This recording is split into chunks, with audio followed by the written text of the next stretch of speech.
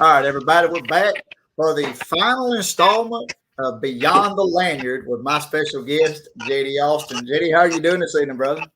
Good, sir. How are you, Mr. Wally? It's You always a know, the pleasure. crazy thing about this is when we first started with this, we thought 4 episodes would be a lot, and we would struggle to come up with stories to tell to share with the viewing audience, and we had zero problems. I did not realize at your advanced age you had such a good memory. Well, you're speaking from one. It takes one to know one, right? I'm speaking from experience. I'm not lying. That is correct, sir. All right, now, guys, I don't know if you've had the opportunity to check out the 3 previous installments of this series. In the first series, we talked about some concerts and festival experiences we had. In the second episode, I'll get it right in a minute, of this series, we talked about motorsports madness. And then the third one, what did we talk about, JD? Did we talk about the cruise on the third one? Oh, that's right. We were exclusive. Oh no, that's what it was. I got them all out of order. That was the high seas hijinks episode. That's right. Yeah, that's right. Yeah, we to protect some of the guilty, we left a lot of stories out of some of these episodes at this point. We might revisit them later, maybe possibly after some folks get locked up or whatever, incarceration, they can't come back on us at that point. So, but here's how we're going to finish it out. JD and I both had what we would consider some pretty decent experiences in the university and college aspect of our job. Matter of fact, that's we spent large amounts of hours during the especially the football seasons of each one of them. So we're going to each share a quick story about our college university experience, and then we wanted to close out this last episode. We were able to work with a lot of fantastic individuals. Some of them are no longer with us, and we want to just highlight a handful of them that we know if it wasn't for meeting them, we wouldn't be the people we are today because of it. I think JD will agree with that. So, all right. So while JD's percolating on his university story, because I made him narrow it down to one story. He could talk for 3 hours on the university stuff, but so he's percolating on that, and I'm going to share a little shotgun. This all happened to me in one football season, so it'll be easy. I can just 3 quick stories, and they'll all come together. All right. First and foremost, I don't know who is watching this that might know a young lady named Katy Perry. When I had an opportunity to meet Katy Perry, ashamedly, I knew who she was, but I didn't have any idea the level of success and star power she had. I actually stumbled across her on pure accident when I was overseeing the University of Mississippi, or Ole Miss as it's commonly referred to, football season. They had a college game day experience, which was the first time I believe that they'd ever been on campus. So it was a really big deal. And Katy Perry just happened to be performing in Memphis that weekend. So I don't know how it happened. I don't know how much they paid her to come, or she might have just showed up. You'll never know. Anyway, but she's there. We're already stretched to the limit because I won't say, JD, you might have actually been there that weekend, huh? I was actually running your game day that day. Yeah, there were so many people there that weekend. I had about 1,100 people working that weekend, so it was hard to keep up with everybody. I do know they brought in some heavy hitters like JD to help, make the process smoother. But Katy Perry was, like I said, was performing in the Memphis area, which is just north of Oxford, Mississippi. And I don't know how this happened, I came over to check on the college game day setup, which was in what's called the Grove. For those of you that don't know anything about Ole Miss, the Grove is their big tailgating and party area. So I went over to check on my guys to see how they were doing, guys and ladies. And for some reason, this special escort detail arose, and I ended up being placed on that detail by one of our Alabama HQ folks that were there observing. So I'm sitting there totally disconnected. I got a million things on my mind. I'm actually I'm directly behind her, escorting her up to the stage area. And I'm not even paying attention. I'm just following the flow. I'm kind of, locked in. And So as we're going up the stairs with her to the actual platform where she's going to sit and talk to the personalities from ESPN, we stop very abruptly. So I look up, and as I look up, there's a camera literally 12 or 14 inches from our face, and she's smiling. The world is great, and I have the worst look of disdain on my face. Like I can't. I don't even want to be here. Here I am. So little did I know that it was going to cause such an uproar. For example, my youngest daughter at that time, I'm not even sure, she had to have been extremely young, probably 7 or 8 years old. She's got to be a little older than that, because she's blowing my phone up. I got all kind of people blowing my phone up, but her particularly blowing my phone up. And I call her back when the whole ordeal's over, and I'm asking, I said, "What's up? What's going on?" And she's literally almost bawling on the other end, like, "I can't believe you had Katy Perry. You didn't tell me she was going to be there." And I'm like, "I didn't know Katy Perry was going to be there." And to make it worse, I said, "Who is Katy Perry?" That didn't make the situation any better. And she got even mad. So that was my Katy Perry experience.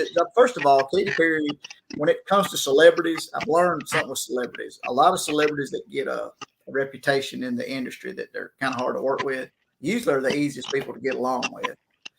She was extremely respectful to all of our staff, and then she was very appreciative of how we treated her, and I appreciate that, because that's good to know. Now, same football season, I'm a huge Green Bay Packers fan. JD can attest to that. I talk a lot about the Packers. I've had the opportunity through this previous job that JD and I had to meet a lot of the old Packer quarterback greats, guys like Bart Starr, and I got a chance to meet Brett Favre. I had a situation where I almost had to throw him out of the football stadium at University of Mississippi. And then I got a chance to meet Aaron Rodgers, who was still with the Green Bay Packers at that time. He spent 2.5 hours in my office. He had this crazy idea he was going to show up at a football game at Ole Miss and sit in the visiting fan section like a normal human being. And JD will tell you, it's hard to be normal when you're that well known. So the treatment that I was able to give him, the way that he was so appreciative, his parents were there and how appreciative they were. We were able to keep them in my office till we kind of got the stadium cleared out during the game. We ended up giving them an escort, with the campus police out to their vehicles and got them on the road. His parents were so appreciative that, first of all, Aaron Rodgers was so appreciative of it that he gave myself and another one of our colleagues, Miss Jessica Curvin, gave us a shout out on his radio station the following Tuesday after that game that weekend. That's a gold star moment for me. I was super excited about that. And then, of course, his parents were so impressed with the treatment that we gave them, and how the customer service being excellent as it was, that his mother not only sent me a Christmas card that Christmas that followed that game, which I believe was in late October or 1st of November, but I got a Christmas card from her the following year. So I got 2 Christmas cards in a row. That's how impressed his parents were. And then, of course, the absolute probably low light of that season, that football season for us, was I actually had a young man that was a pretty decent worker, and he just quit coming to work. And then JD will attest. Football season, we're dealing with 600 or 700 folks. They get mad for some little reason. They quit coming, because it's a 1099 situation where we just contract them out to work with us. Well, he'd worked the very first game that year, and then we hadn't seen the rest of the year. Well, then I won't say it was the last home game of the year that we had at the Ole Miss. And he showed up, but he didn't check in with us, because there's a check-in point where you have to check in and get signed in until you get paid and all that kind of stuff. You get assigned to supervisors, whatever. Well, the problem was he just showed up in uniform. He went straight to a gate location, an access gate location, and set up like he was going to be a usher or a ticket taker or a bag checker or whatever we had him. We're going to have him do. And little did I know, Ole Miss didn't divulge this to me, but one of their staffers had located somewhere on the internet that they had a little ticket scam going at Ole Miss, where folks you were going to pay to come to a certain gate. a certain amount of money, and they were going to get you in the game, even though it was a sellout. They were going to get you in the game where you could, essentially go for, pennies on the dollar. And it was so impressive, and the amount was, so large. Well, not really large. It was a hefty sum. And because it happened on a campus, that's a federal issue. They brought the Federal Bureau of Investigations in. And guess who they didn't tell they were going to do it? This guy. So when my guy is being escorted back to the game day security area where the campus police set up in handcuffs, I can't get an answer from anybody what's going on. So finally, I pull my client point of contact off to the side. I'm like, man, what's going on here? And then, and only then, after my persistence and after the fact, he tells me that this whole scam that they had going on. Of course, we come under attack because they actually felt like I had something to do with it. And I'm like, first I've heard of it. It's on the second game this guy's worked all year. I don't know what to tell you.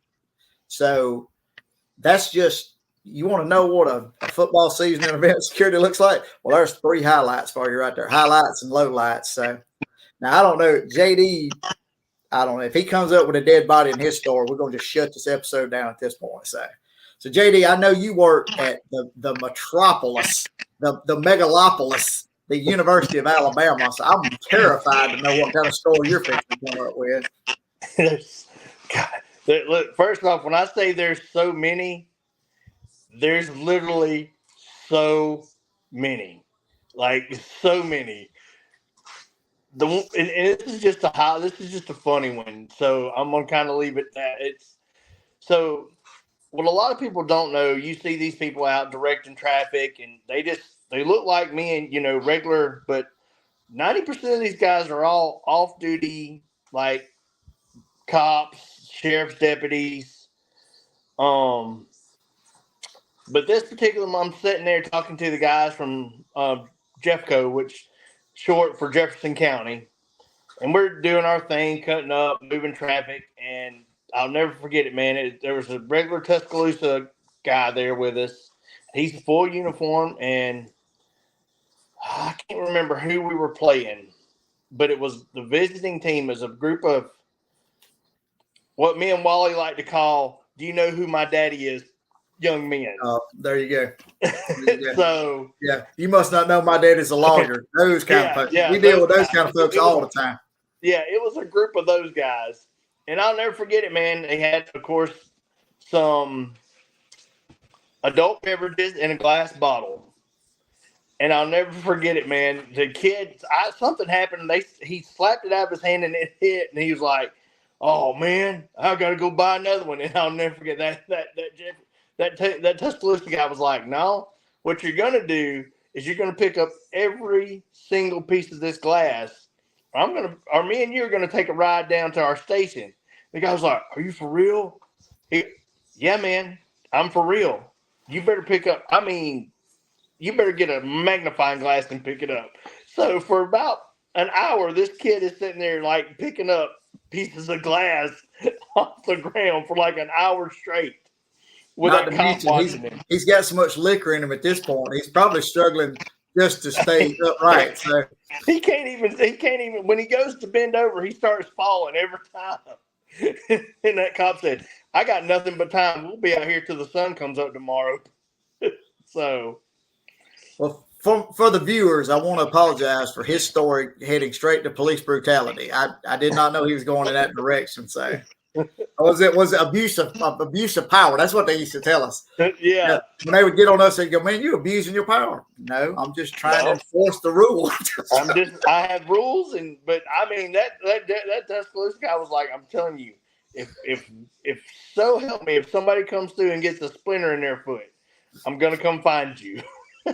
So that's crazy. And that was just I mean, it was early season. Like but there's so many. I mean, so many. Oh God. Well, we we will probably come back sometime in the future as part of this series, and we'll do a what we call a proper university and colleges story, because we ain't even got into about how the first time JD came to Ole Miss, he backed the camper, the RV, or the bus, or whatever it was. He backed over this guy's satellite dish, and I then killed that satellite dish. and then they lied about being police officers and all that kind of stuff. So we ain't even got into that kind of stuff. That's a whole episode of just stuff we can talk about there. But what we want to do though, and we hate that in a way we want to make sure we do this, but in another way we don't want to bring down the mood, because so far everything that we've told you guys has ended up being pretty comical. I mean, because like JD says all the time, if we didn't live it, we wouldn't believe it.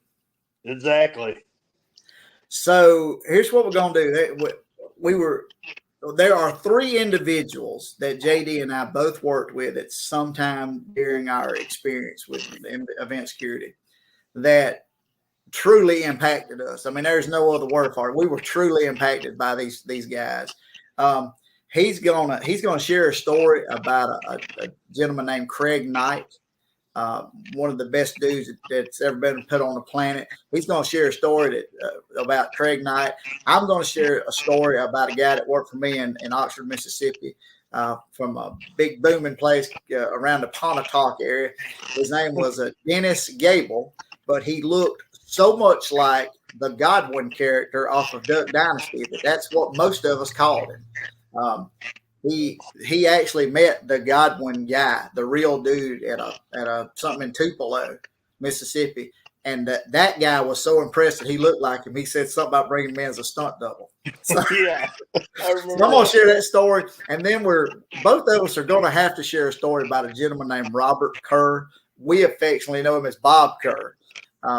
And first of all, when we tell these stories about these guys, we want to be 100% respectful.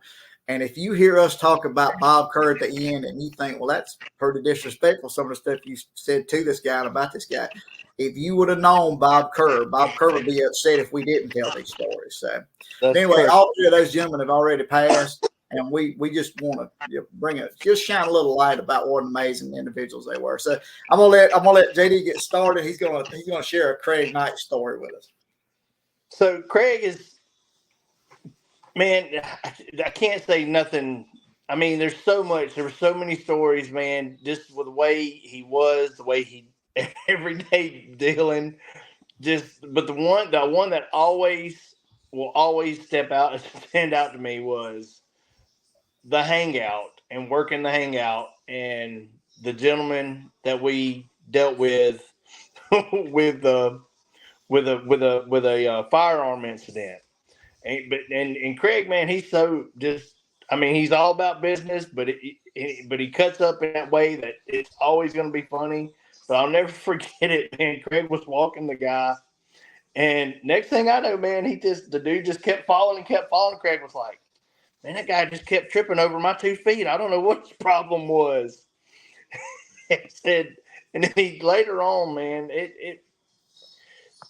and one of my favorite stories from Craig was when he dealing with his kids. He loved his 2 sons. He loved his little girl. And I can't say that enough. But he was telling me about dealing with one of his sons. And he said, man, I told him if he was going and if he thought about remotely getting a female pregnant before he got out of high school, I was going to smash his little thing. And he said he took a brick. He said he took a brick and a hammer, and he said, I'm going to put your little thing right there on that brick. And he said, I'm just going to smash it like that. And I said, Craig, what did you do? He said, I think he got the point when the brick smashed into about 1 million pieces that he better keep it in his pants. Yeah, because the scary thing about Craig is, what our viewers don't know, is Craig was a pretty decent-sized human being. He was, yes. Yeah, he played college football. He did. Yeah, he was a big old boy. I'm trying to think.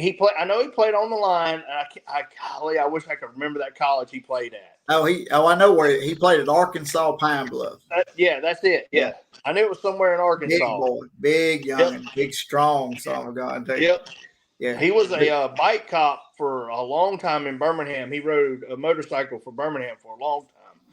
up until he had his wreck on a motorcycle, actually. So, all right. So, like I said, we just wanted to show you the professionalism and the humanity of these guys, and that's a perfect example right there. Craig, sweetest dude in the world. If you got him upset though, it was on. you would know, and he would tell you there was no black and white. He either said, "Hey, I really like you," or it wasn't. There was no gray. There was no gray area with Craig. No gray area at all. It was down to black or white, nothing in the middle. So no. But when him and Billy together though, man, them two were a wrecking ball out the gate. Them two together. There was always some shenanigans when them two linked up on whatever. It didn't matter. And for our viewers, I know y'all keep hearing us mention this guy, Billy. His name is Billy Neely. He's kind of a legend in our ranks, especially. If you want to hear some Billy Neely stories, we're about to have to do a whole episode on Billy. We might have to get Billy on here to deny everything that we're saying. Yeah, that would be the best way to do it. Yes. All right, so that's kind of a snapshot of Craig. I had some amazing experiences with Craig also, but I wanted to give JD an opportunity to talk about Craig, as him and Craig were, they had an opportunity to be a lot closer than he and I, because he was exposed to Craig a lot more. Now, my guy, Godwin, Dennis Gable, I'm scared to tell you some of the stuff that I could tell you about Dennis, because Dennis was a free spirit. That's a perfect example of he was a free spirit. Nobody told him what to do unless he was on a job. Like if I instructed him to do something, it was letter of the law. But as soon as it was over, he was that good old boy again. And I will never forget, I want to say this happened to us. I can't remember if I loaded him up with me and we went to, it was either Rock to South in Coleman, Alabama, or we were asked to go help at an Auburn football game. And I just want to point out, folks, for y'all that don't have a firm grasp of geography, Oxford, Mississippi to Auburn, Alabama is like the Israelites wandering across the desert for 40 years in the Bible. No, it ain't that bad. I had no idea. I thought we were going to be at the Atlantic Ocean when we got to Auburn. That's how long we drove. I mean, I'm just saying it took forever. And one day it took forever plus a day. So I want to say it was Auburn though, because it was myself. I think I had one of my assistant guys in there. I can't remember if it was Christian Jones that we call Boo, or if it was Chris Huffman, who was another guy that helped me a lot in the office and stuff and with events.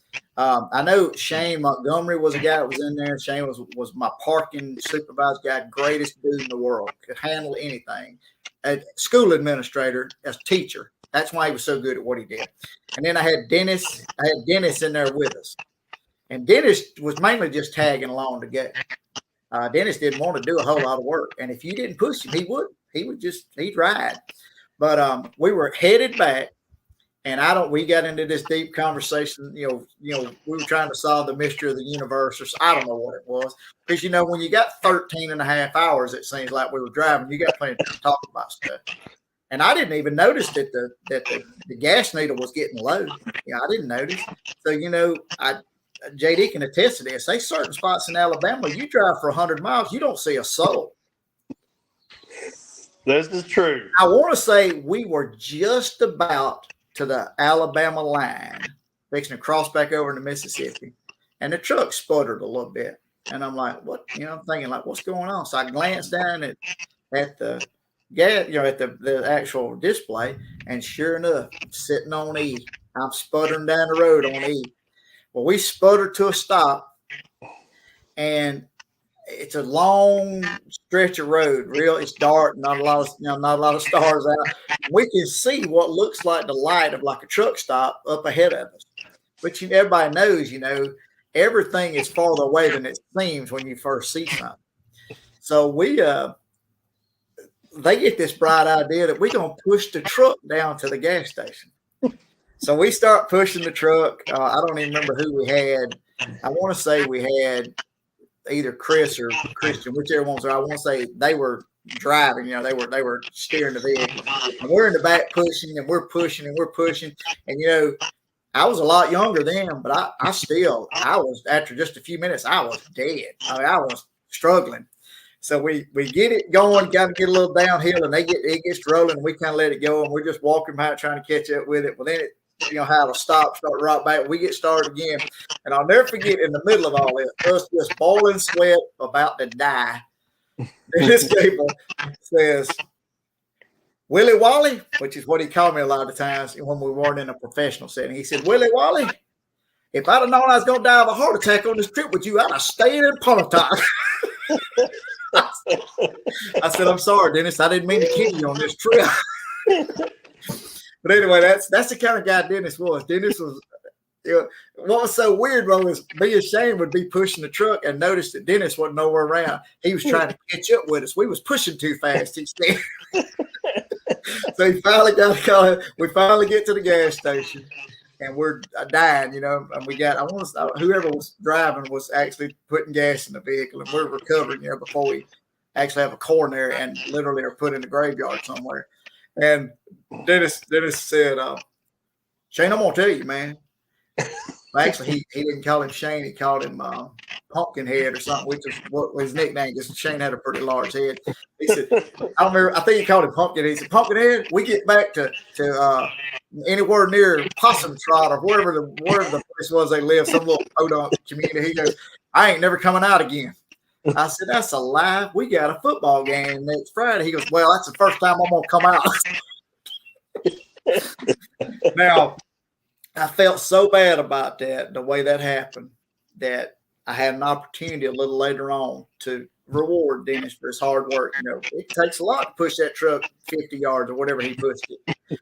And I found out he was a huge, the lady that's responsible for starting the Rock the South thing was Sarah Evans. Sarah Evans.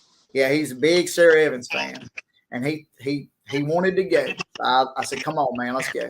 So I took him and another one of my really good supervisors, which in retrospect, I wish I'd done a little bit more research. I did not know that Coleman was such a predominantly Caucasian community. This gentleman happened to be not Caucasian, happened to be African-American. And he felt a little out of place until all our guys from Birmingham showed up. So, but anyway, that's a whole different story. But Dennis, his only request, he did everything he was asked of. If Mike, I'm sorry, we were not going to call his name. If MJ asked him to do something, he did it. If I asked him or whoever, whatever supervisor, he did it. No questions asked. So he comes to me just before the final, you know, set is done on stage. And that just happened to be Sarah Evans. He said, hey, boss, I've done everything you've asked of me, but I got one request. I said, does it involve the young lady coming on stage? He said, it absolutely does. I said, what you need, buddy? He said, if you'll just let me work the pit. I said, why would you want to work the pit? He said, Lord, if I get that close, I just might die. I said, you know what? If you promise not to die, I'm going to get you in the pit. I got him in the pit. You'd have thought he was like a 5-year-old at Christmas. It was unbelievable. So that's, I mean, Dennis has been gone for a few years now, and I won't never forget. I was back in Columbia, Mississippi by that time, and I found out he'd been involved in a car accident. He spent quite a few days in the hospital before he actually succumbed to his injuries. And Shane called me and told me what was going on, and I'll never forget. I called my brother, which my brother had been up there helping some, and he was big buddies with Dennis and those guys from Pontotoc. Which we call the Pontotoc Posse, I might add, which is a pretty cool that's thing. it. The Pontotoc So Posse. So I called my brother and I said, hey, you know, I just want to let you know they told me Dennis passed away. And I said, look, man, this is going to sound crazy, but when I get off work tomorrow, I said, I'm headed up there to the wake. And my brother said, I'll ride with you. And I'm not exaggerating, man. I got off work that day. I drove to wherever, I want to say it was in Tupelo. It's where they actually had the funeral home. I drove to Tupelo, Mississippi. I spent about 25 or 30 minutes with his family and Shane and some of the other guys from Pontotoc, some of my old workers that were there, and we reminisced for half hour or so. Then I jumped right back in the vehicle and drove back to the house and was up for work that next morning. I was running off about 30 minutes worth of sleep. But I'll tell you this. if I would not have done that, I would have regretted it for the rest of my life, because that's how much that guy impacted me in the short period of time he had with me. I will forever, my life will forever be enriched by that experience I had with those guys in that moment. And that's why I want to highlight him, just like you want to highlight Craig. Now, we got a problem because the viewers are about to turn on us, because it's not that we didn't love Bob Kerr. No. But Bob was a bit of an antagonist. I think that's a good word, antagonist. Yep. Bob loved to keep stuff stirred up. We should have called him tablespoon. That's what we should have called him. He kept stuff stirred up so good. Yep. Now, I'm not even 100% sure how old Bob Kerr was the first time I met him. I'm going to be honest with you. He looked as old as them folks on the dollar bills. I mean, that's how old he looked. He looked like he should have one of them powdered wigs, and he should be featured on the currency of the U.S. That's how old he looked. Now, I don't know. How old do you think he was? Bob, Did he ever really tell us how old he was for real? Bob was in his, when I met Bob was in his late 60s, early 70s. Okay, and that was at where? That was at Jack State University. Oh, yeah, Jacksonville, Alabama. Jacksonville, Alabama. Stay cocky. Listen, let me tell you something. Bob Kerr would tell you up to the day he passed, if it wouldn't have been for him, Jacksonville security would have been. It would have burned to the ground. They'd have burned that campus to the ground. All right, so somehow. I think when Bob did go on in, he was in 85-ish, I think. Don't hold me to that. He had to be. I want to say he was in his 80s, but don't hold me to that. Let me paint a picture for you guys, the viewers.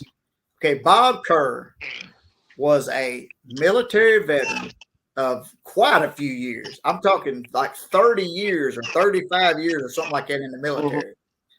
Then he was a police officer, and he served quite a few years as a police officer. So many years. And then in his second retirement, he somehow ran into the company that we worked for and decided to work with them for some crazy reason.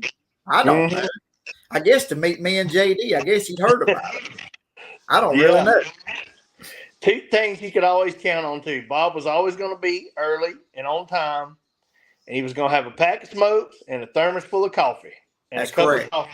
There's three things. There's three things Bob Kerr could do with any human being on the planet. He could drink more coffee than you. He could smoke more cigarettes than you. And that dude could gamble like a monster. I will never forget that he would work the cruises with us. And if he was not on a post, he never slept. He was not on a post. He was in that casino gambling. Because on a cruise ship, it's the perfect situation. You can gamble and smoke at the same time. You can't do that here in the States. So. No. All right. So I don't know how this happened. JD set me up is what happened. That's exactly what happened. JD set me up. JD introduced me to this sweet little geriatric man that was allegedly in his 60s. I don't know how that happened because he was born in 1860. So he made the mistake of telling me that he was a former police officer. And this is how the Bob Kerr, William Walley beef got started. He said, I asked him what he had done in the past. And he said, well, I was a police officer. And I said, really? I said, for quite a while? He said, yeah, it was 30 some odd years, I believe. And I said, well, what was it like back then? And he said, what do you mean back then? I said, back when y'all rode horses. And dude, I don't know. I naturally assumed as old as he was, he had to have ridden a horse when he first started. And that's where the beef started. And then JD, every opportunity he got, he was like, you ever heard the expression, don't poke a bear? Well, JD doesn't know that because every time he walked past Bob Kerr, He'd poke at him, poke at him, poke at him, trying to keep something started. For example, here's a perfect example. JD, I don't know, inspired by me, I guess. JD, I'll never forget, he made a statement to Bob, something to the effect of, Bob, what was it like? Because he talked about he went to West Point. That's what it was. That's how it all got started. And yeah, JD said, well, what was it like to go to West Point? And Bob started to answer, and the devil got a hold of me. I mean, he got a firm grip, grabbed me by my ears and said, do it. And I said, I can tell you exactly what it's like for him at West Point, because he was rooming with Robert E. Lee. And this is where I fall out of my chair right about here. What is so hilarious about this is, you seem like that would upset a human being, but all that did was get Bob Kerr motivated. I would start the story and Bob Kerr would end it. Like, yeah, he was a roommate of Robert E. Lee, and he goes, yeah. And when we fought he said, and when we left West Point, and he fought for the North, and I fought for the South. I'm like, oh my God, this old man's going with it. Yeah, he sure did.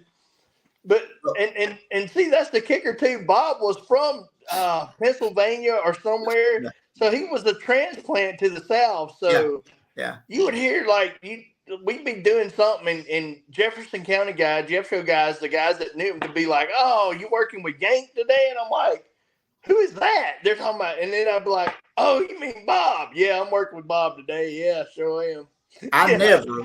I never got the opportunity to meet his wife. I did once or twice. I'm telling you this. I'm telling the viewers, she has got to be a saint, physically delivered from heaven down to earth to deal with Bob Kerr on a daily basis. There is no way that old man deserved anybody that wasn't an angel, because when you got Bob Kerr wound up, it was over. Like you were in a debate with him for hours. We would miss meals going back and forth at each other.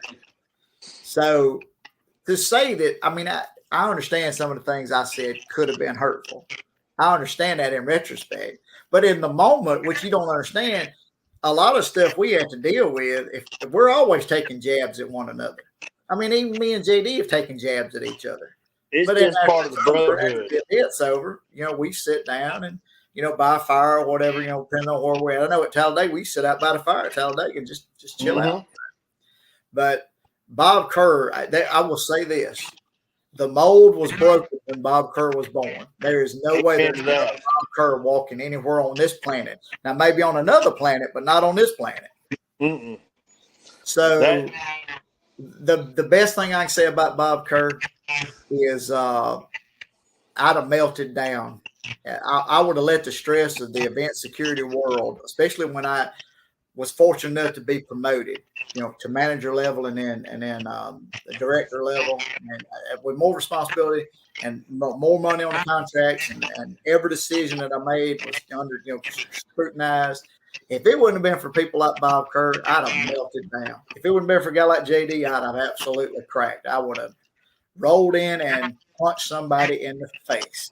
So that's what I'm saying. So when we got a chance to take jabs at one another, and I so appreciated Bob being able to take it and give it back to me, because that's when we were when me and Bob Kerr were going back and forth with one another, we were in our element.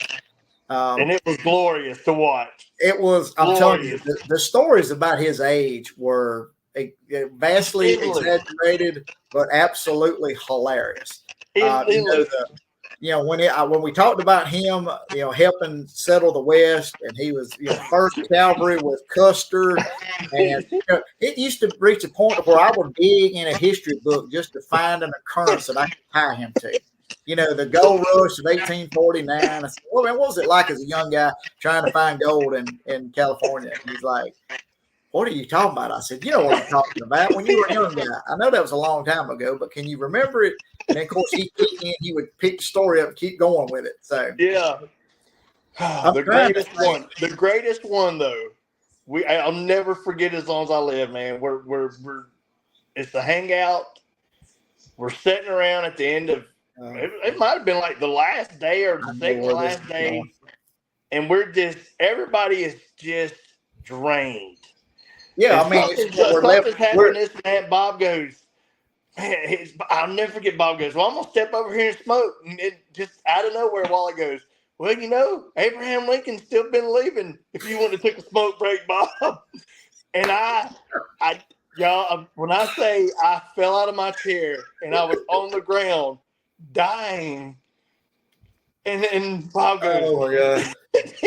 I knew that's where you were going, dude. I can't believe you told that story. That is the I can't believe you told that story. I lived it, and I swear that I will take that story to my grave because it was so. What was so insane about that though was he had talked about wanting to take a smoke for an hour. Yeah, and I'm like, dude, just go take one. Well, then he waited. Here's where he made his mistake. He let my audience gather before he decided to take it. And there was about 20 of us standing around there, and he said, I got to go grab a smoke. And I said, you know what? Lincoln would still be alive if you wouldn't have been on that smoke break. And I was all serious, like I was pointing fingers and everything. And he just snickered and said, probably so. And we smoked the cigarette. And I died. I literally, when I say I'm on the ground dying, I'm on the ground dying. For the viewers, there's no exaggeration. He is wallowing around on the ground. He is he's down on one knee. I thought he was praying to start with, but he's laughing so hard you can't. That was one thing I'll say. When Bob was around, there was always a good laugh. And he brings off some good ones too, man. Because he used to tell us about, when we get out of our diapers, we're going to finally be grown men. We get out of our diapers. I mean, JD, now, I'm probably 40 years old at that point. JD's somewhere in his 30s at that point. And he was always talking about babes, talking about getting off the milk. When y'all get off the milk. Yeah. I said, look, man, we might still be on the milk, man, but you working on that powdered stuff right now. It was always back and forth, man.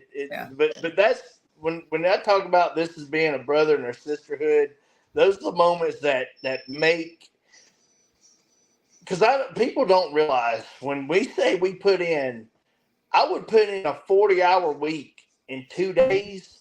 Mm-hmm. Or 2.5 days or 3 days. I'm not exaggerating. You're talking from like 5, 4:30, 3:30 in the morning till like 2:30, 3 o'clock the next morning some days. Well, you were talking about a while ago about him taking a smoke break at the hangout. What people don't understand is the hangout's 3 days long. But we're not there 3 days. We're exhausted by the time the event starts. For example, the first time I ever worked a Hangout Music Festival, I had no idea how long. He said, hey, pack a bag and come down here, and you'll just be down here to the end. He didn't tell me when the end was. I'm down there 11 days. I spent 11 days and 10 nights down there. So the craziest thing about that story is 11 days. You talking about how many hours you put in. I went back. I had that check stub forever because it just blew my mind. Because I was still part-time with the company at that time. And I'm telling you, 11 days and 10 nights, because I was working the night shift, every night down there. In 10 nights, I put in like 111 hours. Man, I had a check. They took more out in taxes than I thought I was going to go down there and make. So, I don't know, man. It's crazy though. And if it wasn't for guys like we just talked about, me and JD wouldn't have made it. We wouldn't have. I know we wouldn't have. Well, JD, you still with me, brother? I think we've lost JD on audio. Well, guys, I hope you guys have enjoyed this episode. I do want to do a quick shout out since I got it in front of me. The Deck. I don't know if you guys can see this. The Deck. It's the restaurant here, local restaurant here in Columbia, Mississippi, where I'm out of. They're a show partner of ours. They're at 1111 North Main Street. You get a chance to check them out here locally. Good food, fast food, good. Their food is simply ridiculous. And I don't know, JD. And since he's having audio issues, I don't even give him a chance to sign out tonight. I hope you guys have enjoyed this series. It's a 4-part series. You'll be able to check it out under the playlist at Walley Media Group on YouTube if you get the opportunity. And I will see you guys next week. Y'all have a blessed day.